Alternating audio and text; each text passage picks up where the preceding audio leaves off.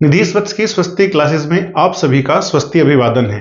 इससे पिछले वीडियो में मैंने आपको बताया था कि बीमारी क्या है, अर्थात जब हम परीक्षा की शुरुआत करते हैं तो क्या क्या दिक्कतें आती हैं। आपको याद होगा कि मैंने इन 5 सूत्र के माध्यम से आपको बीमारी समझाई थी और आज ये वाला जो वीडियो मैं बना रहा हूं, आज हम उसका इलाज देंगे। इसलिए अगर आपने वो पिछले वाला वीडियो नहीं देखा है तो एक बार उसको जाकर देख लें और फिर हम अपनी बात की शुरुआत करते हैं।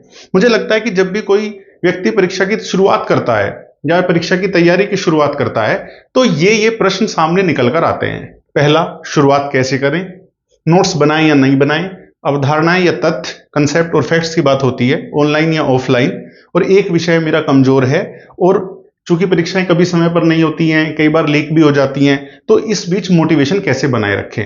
इसके अलावा 2-4 विषय और हो सकते हैं कि मैं जॉब करता हूं या टाइम मैनेजमेंट करें, लेकिन उसको मैंने अभी विषय विस्तार के चलते लिया नहीं है। इन विषयों पर बात करने से मेरे विचार से कुछ समस्याएं हल हो जाएंगी। तो चलिए शुरू करते हैं कि शुरुआत कैसे करें। पहले मैं आपको यह बता दूं कि शुरुआत कैसे ना करें। देखिए, एक व्यक्ति है, उसका वजन बढ़ जाता है, लोग उसको सलाह देते हैं कि भाई अगर तुम्हें अपना पेट घटाना है, वजन घटाना है, तो एक काम करो, पार्क में जाओ और एक्सरसाइज करो।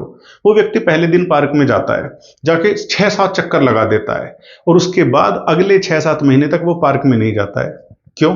क्योंकि उसके मन को वो कष्ट वाला संकेत मिल गया कि भाई पार्क में जाना, सांस फूल जाती है, बड़ा कष्ट होता है। और मैंने पिछले वीडियो में बताया था कि जहां मन को ये संकेत मिला कि कष्ट वाला काम है, दुख वाला काम है, वो आपको वहां से क्या करता है, हटा देता है। यही पढ़ाई की प्रक्रिया के साथ भी है। लोग क्या करते हैं कि किताबें ले आते हैं, शुरू में 8-10 दिन बिल्कुल ऐसे लगेगा उनको, अरे कि मैं तो दुनिया का कोई भी एग्जाम निकाल सकता हूं। फिर 10 दिनों के बाद उनको लगता है कि ओहो, मैं तो अपने मन में कोई वहम भी पाल सकता हूं। क्या किया उनके मन ने? वह संकेत देना शुरू कर दिया।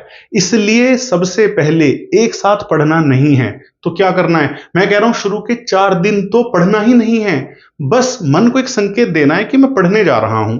मतलब पहले जाकर पार्क में 5-6 चक्कर मत लगाइए, कंटिन्यूटी, निरंतरता की आदत डालिए कि आप जा रहे हैं। एक्सरसाइज तो कुछ दिन बाद शुरू हो ही जाएगी।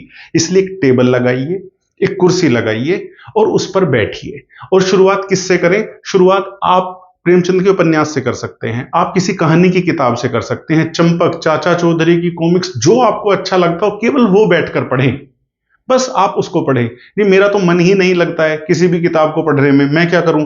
आप कुछ वीडियोज से शुरुआत कर सकते हैं, या तो जितनी हिस्टोरिकल मूवीज हैं ये देख लीजिए आप, वरना तो एबीपी न्यूज पर कौन बनेगा प्रधानमंत्री की सीरीज पड़ी हुई है, 25 एपिसोड होंगे, आधा घंटे के हैं, आप ये वाली वीडियो देख लीजिए, बहुत अच्छी है। या जो राज्यसभा चैनल है उस पर संविधान सभा ने जब हमारा संविधान बनाया था तो उसके 10 एपिसोड पड़े हुए हैं, वो श्याम बेनेगल साहब ने डायरेक्ट किए थे, आप उनको देख लीजिए। इससे क्या होगा कि आपके मन को एक संकेत मिलेगा, आप 4-5 दिन बैठना सीखेंगे। तब 4-5 दिन के बाद आपका अगला जो चरण है वो शुरू होता है। वो क्या होगा? तब आप निकालेंगे अपने 2 चीजों को, एक आपका सिलेबस और दूसरा आपका प्रीवियस ईयर क्वेश्चन पेपर। आप कहेंगे इसमें नया क्या है? ये बात तो सारी दुनिया बता रही है। मैं कह रहा हूं आपको नया करने की जरूरत ही क्या है? आप बेसिक्स पर ही क्यों नहीं रुकते हैं? आपने मैग्रा को देखा है, सारी जिंदगी केवल बेसिक्स पर बॉलिंग करता रहा और काफी सफल रहा। आप आज भी टेस्ट में चल रहा होता है, आप कमेंटेटर कितनी बार कहता है कि जी विकेट इसलिए नहीं मिल रहा है क्योंकि आप अतिरिक्त ट्राई कर रहे हैं, बेसिक्स पर रहिए। और ये बेसिक्स हैं। अगले 4 दिनों के लिए आप जो है अपना सिलेबस और प्रीवियस ईयर क्वेश्चन पेपर केवल पढ़ेंगे, वो बस आपके सामने से गुजरेगा, आप उसे हल नहीं करेंगे।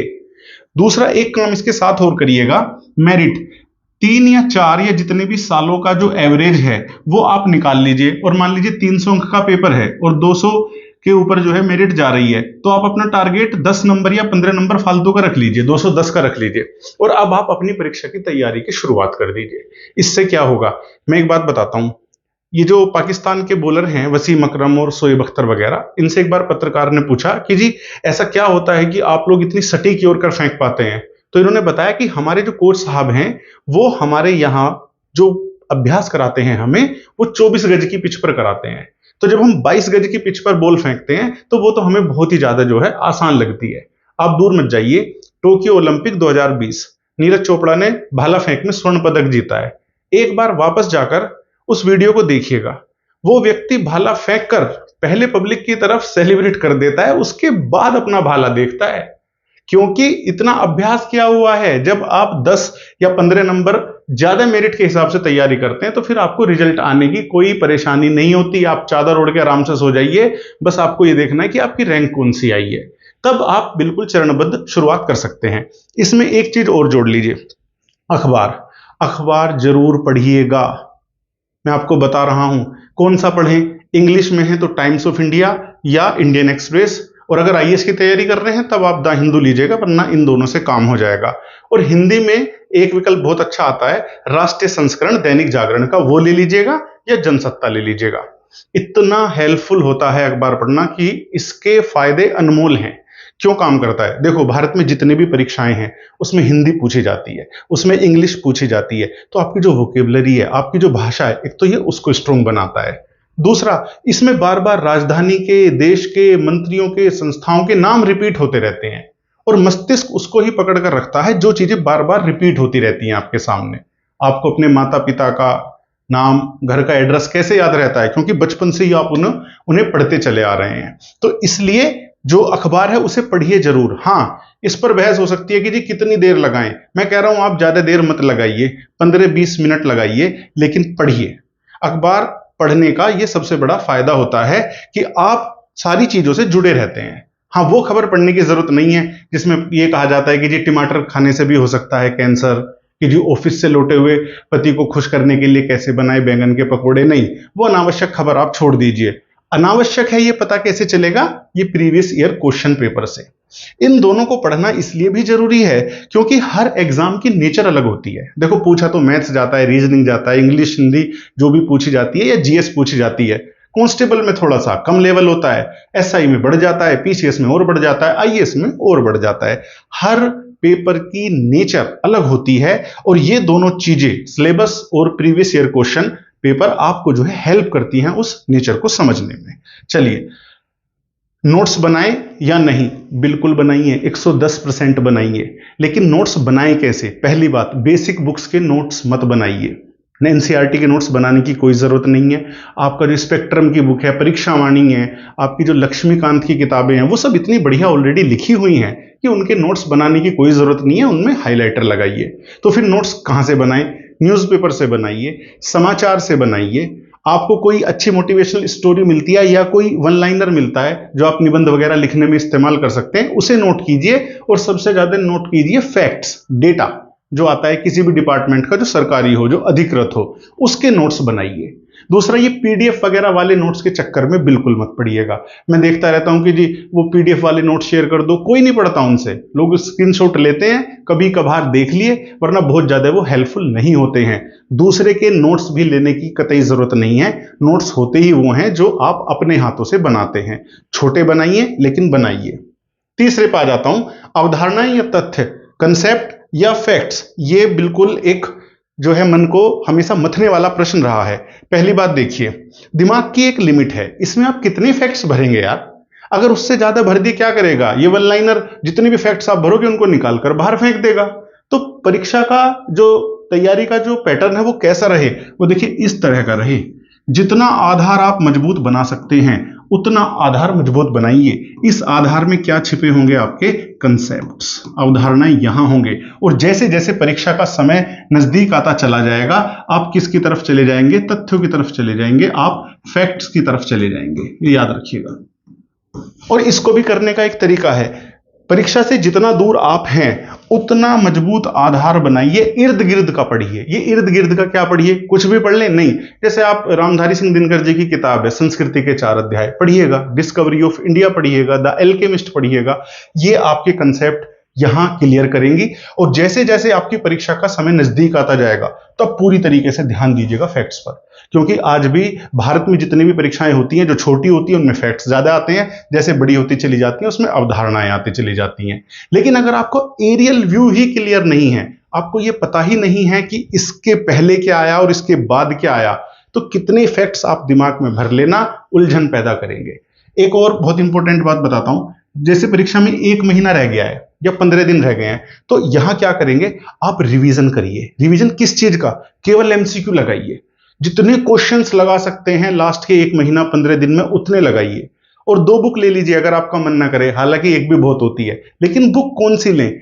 बुक वो लीजिए जिसमें क्वेश्चन के नीचे उसकी एक्सप्लेनेशन भी दी हुई हो, ये आपकी बहुत हेल्प करेगी।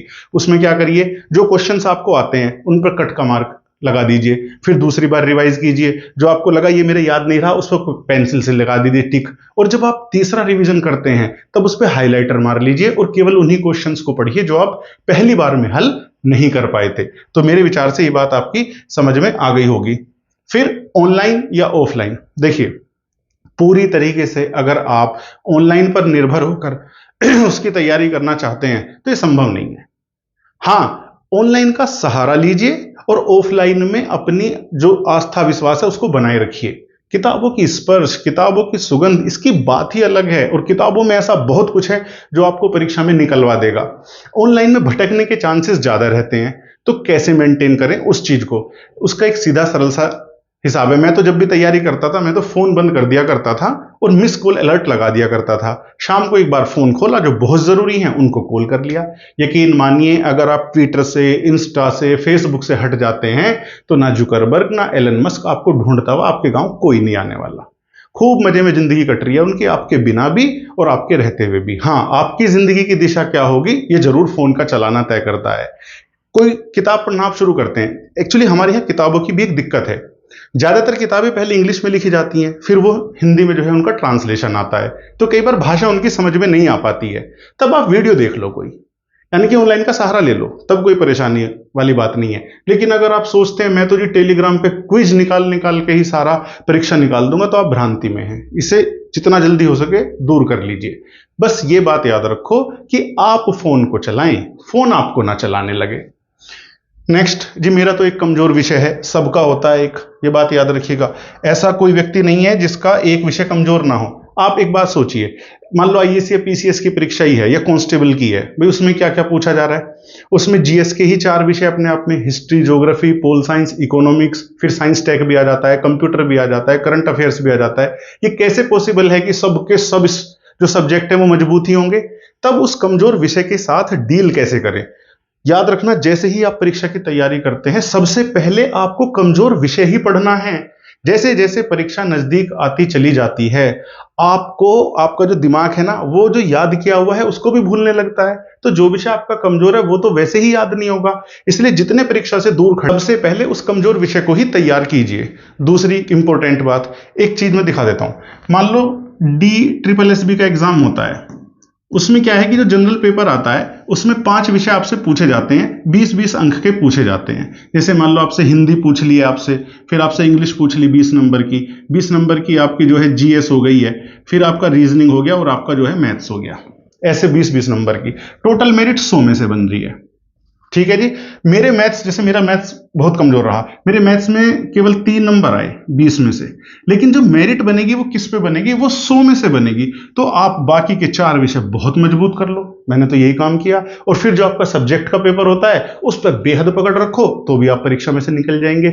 लेकिन हाँ भाई, मान लो कांस्टेबल का या एसआई का आप एग्जाम दे रहे हैं और वहां पर 25 या 30 नंबर का मैथ्स पूछा जा रहा है और वो मेरिट में बहुत बड़ा जो है कंट्रीब्यूशन दे रहा है आपका, तब आप विषय से नहीं बच सकते। उसका क्या इलाज है? उसको उतना पढ़ लो, उसमें रिसर्च मत करो। पंडित बनने की जरूरत नहीं है, उतना पढ़ लो जितना एग्जाम में जरूरी है। और इसको कंपनसेट करने के लिए जो आपके दूसरे स्ट्रॉन्ग पक्ष हैं, विषय हैं, उन पर पूरा फोकस रखो।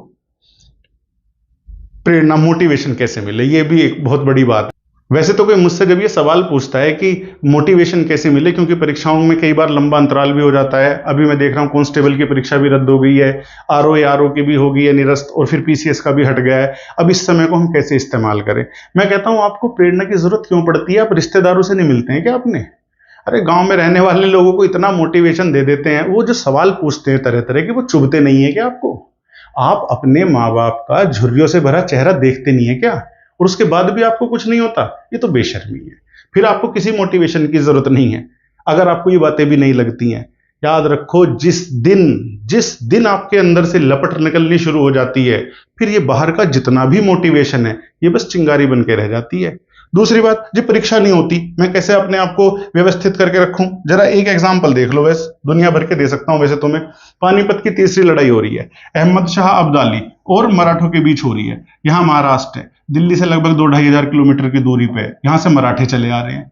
इधर से अफगानिस्तान से अब्दाली चला रहा है हजारों किलोमीटर की दूरी से। ना फेसबुक है, ना इंस्टा है, ना ट्विटर है। उन्हें कैसे पता है कि भाई लड़ाई होगी?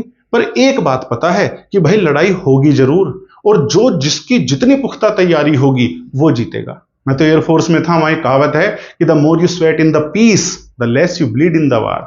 आप शांति काल में जितना पसीना बहा लेंगे, युद्ध काल में खून उतना कम बहेगा। लड़ाई तो होनी है। अपने आप से ये सवाल पूछिए कि क्या मैं तैयार हूं? एक सैनिक को युद्ध के लिए और एक छात्र को परीक्षा के लिए हमेशा तैयार रहना चाहिए।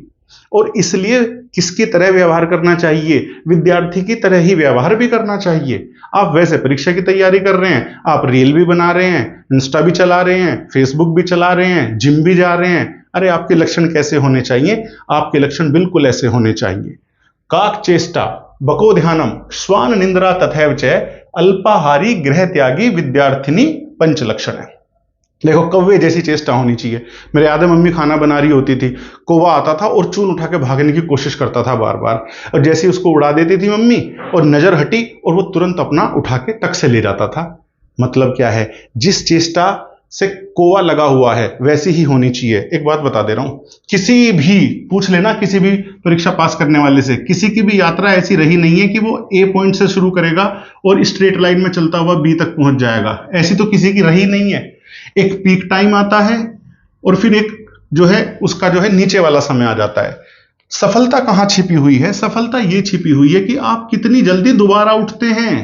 अगर ये वाला गैप, ये वाला जो देख रहे हो आप, ये जिसका जितना ये गैप छोटा होगा, अब आप अगली बार उठने में इतना टाइम ले रहे हो तो दिक्कत है। आप लगातार उठिए, बार बार उठिए। इस गैप को जो जितना छोटा कर लेता है वो उतना सफल हो जाता है। दूसरा, बको ध्यानम, कभी बगुले को देखना, सारस को देखना, एक पैर पे खड़े रहते हैं पानी में, इतने शांत कि मछलियां कई बार छू के गुजर जाती हैं, कुछ नहीं कहते। और जब मछलियों को बिल्कुल लगने लगता है कि कोई दिक्कत नहीं है, कोई खतरा नहीं है, टक से उठा लेते हैं। ऐसा ध्यान होना चाहिए। श्वान निंद्रा, स्वान निंद्रा मतलब कुत्ते जैसी नींद। इसका मतलब क्या है? कम सोइए। देखो, कुछ लोगों को रात को पढ़ना पसंद है, मुझे पर्टिकुलरली रात को पढ़ना बड़ा अच्छा लगता है। कुछ लोगों को सुबह पढ़ना पसंद है, लेकिन आपको कम सोना पड़ेगा। इसका क्या इलाज है? इसका एक इलाज मिलता है, आप अल्प निद्रा लीजिए। मैं क्या करूं जी, मैं लेना तो शुरू करता हूं अल्प निद्रा ही, लेकिन वो दीर्घ में बदल जाती है। वो क्यों बदल जाती है? अल्प निद्रा आप लीजिए तो कुर्सी पर अपनी जो है टेक लगा लीजिए, उससे काम चल जाएगा, बिस्तर पकड़ने की जरूरत नहीं है। मेरे साथ तो ऐसे भी दोस्त रहे थे एयरफोर्स से, मैंने देखा, मैं उनसे मिलने गया हूं तो उनके कमरे में चारपाई नहीं है, बस पढ़ने की जो है टेबल लगी हुई है, तो वहां टिकाइए। सर मेरी तो फिर भी अल्प निद्रा जो है दीर्घ में बदल जाती है। वो इसलिए बदल जाती है क्योंकि आप क्या नहीं लेते? आप अल्प आहार नहीं लेते हैं। वो मैंने यूपी कांस्टेबल का एक लड़का है, वो तैयारी कर रहा है, मैंने उससे पूछा भाई क्या खाया आज शाम को? कह रहा जी आज तो भूख ही कम थी, 6-7 मक्का की रोटी खाई है, 2 बेले साग खाया और 1.5 गिलास दूध पिया। अरे मैंने कहा अभागे, इतना भूखा रह के तू कैसे करेगा पढ़ाई? तुझे तो दिखाई देगी सीधी चारपाई। नहीं, अब एक बात बताइए, जो आदमी 6 बजे रोटी खा रहा है 7, तो इधर बजेंगे 8 और फिर उसको नहीं होगा उसका पाठ याद, उसको चाहिएगी खाट। कम खाइए, अल्पाहारी बनिए। इसका इलाज भी बता देता हूं। जब भूख लगे ज्यादा तो दूध थोड़ा गर्म सा करके पी लो, उसको भूख भी मार देता है और काम भी चला देता है। ब्रेकफास्ट हैवी रखिए, लंच रखिए, लेकिन जो डिनर है स्पेशली इसको कम करिए। गृह त्यागी, गृह त्यागने का मतलब ये बिल्कुल नहीं है कि आप सिद्धार्थ की तरह घर छोड़कर गौतम बुद्ध बनकर निकलें, नहीं। लेकिन हां, आपको अनावश्यक जो चीजें हैं जो आपके माता पिता आपसे बेटर हैंडल कर सकते हैं, उनसे ध्यान हटा लीजिए। उससे क्या होगा? उससे ये होगा, मान लो आपको अभी ये गिल्ट होता है कि जी मैं अपने माता पिता की उनके काम में अभी सहायता कर देता, लेकिन कर नहीं पा रहा हूं। लेकिन जिस दिन आप कामयाब हो जाएंगे, आपकी इनकम का जरिया बन जाएगा, तो उसका फायदा आपके परिवारजनों को सबसे पहले मिलेगा। इसलिए गृह को त्याग कर दीजिए। लेकिन इसका यह भी मतलब नहीं है कि जी रिश्तेदार तो आपके परिचित कोई जानने वाले आईसीयू में एडमिट है और आप कह रहे हैं कि नहीं, जब तक परीक्षा नहीं निकलेगी मैं नहीं घर जाने वाला। नहीं नहीं, रिश्ते ही महत्वपूर्ण होते हैं, इसलिए ध्यान रखिएगा, अनावश्यक मामलों से केवल बचिएगा। तो ये मैंने आपको 5 लक्षण बताए कि जिस सारा करके देख लिया जो जो बताया, मैं तब भी पास नहीं हुआ, अब क्या करूं? तब मैं एक रहस्य आपको बता देता हूं। तब आप अपने जीवन में साहित्य का और दर्शन का तड़का लगाइए। साहित्य पढ़ने से, कविता पढ़ने से मैं पास हो जाऊंगा ना। साहित्य पढ़ने से, कविता पढ़ने से आप जिंदगी को पास और फेल के परे देख पाएंगे।